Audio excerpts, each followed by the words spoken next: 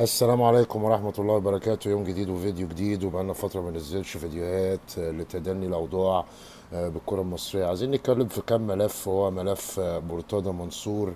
امبارح عاملين لك فيديو من جوه النادي وبيقدم يقول لك ومعانا المستشار مرتضى منصور رئيس مجلس إدارة نادي الزمالك. لحد امتى؟ لحد امتى البلد بتدينا على قفانا كمواطنين وبتورينا أمثلة؟ مفيش أي سلطة تنفيذية، مفيش تطبيق للقوانين. الكلام ده للناس الاعلى، للناس الاعلى.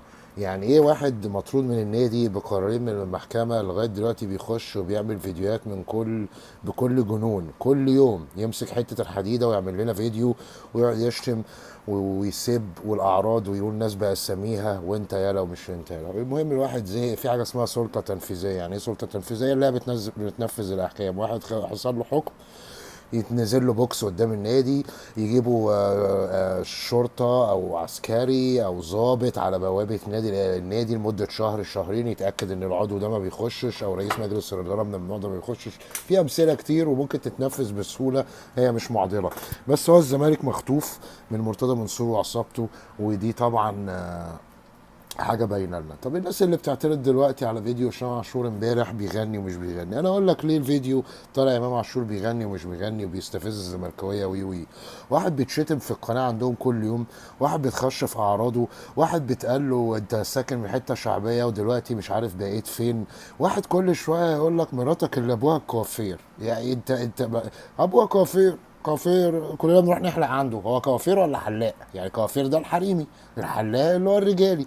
يعني ايه كوافير كلنا بنروح نحلق عنده؟ دي مش فاهمها اصلا مرتضى منصور لغايه دلوقتي. يقول لك ده الكوافير بتاعنا بنروح نحلق عنده. ليه كل شويه تقعد تقول كوافير كوافير كوافير كوافير؟ يعني حاجه غريبه جدا. المهم، دي حاجه. ودي طبعا زوجته يقعد يقول لك منى فاروق مش منى فاروق وخالد يوسف. يعني ايه دخول في اعراض؟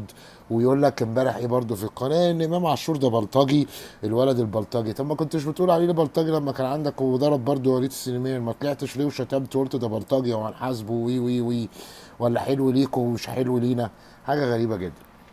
طيب واحد بقى بيتشتم وبيتعمل له كده، لازم عايز يرد، عايز يعمل حاجه. يا جماعه، يا جماعه، ما هو لو طلع يتكلم ولا عمل فيديو اداره الاهلي هتوقع عليه عقوبات وهيبقى غلط، ودي حاجه برضو مش كويسه، حاجه مش ماتشور انف.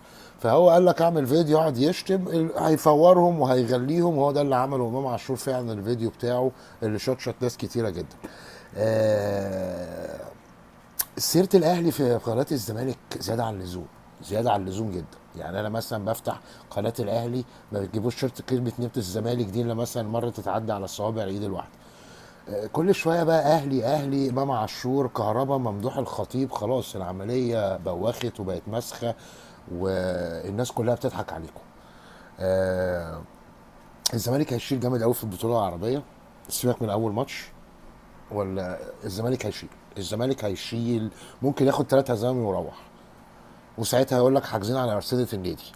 هو السؤال يا مرتضى منصور، بس ما حدش ساله لك في الاعلام ده خالص، ارصده النادي اللي انت بتتكلم عليها ال 50 مليون، ما فيش غيرها؟ يعني ما فيش خلاص، ما فيش 50 مليون تانية في النادي؟ يعني هو النادي الزمالك ما فيهوش الا ال 50 مليون دي اللي انت عايز تاخدها وتصرف منها؟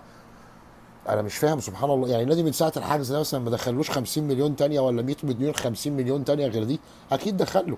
فما ليه يعني يعتبرهم وقعوا منك يا مرتضى منصور؟ اعتبر انت فقدتهم. عملتهم في صفقه يا عم، دفعتهم ال 50 مليون دي في صفقه فاشله ومش عارف وخسرتهم. مش كل شويه بقى النغمه بتاعت ايه الحجز على الارصده والحجز على الارصده. لو مش مشترك بالقناه اشترك، والسلام عليكم ورحمه الله وبركاته.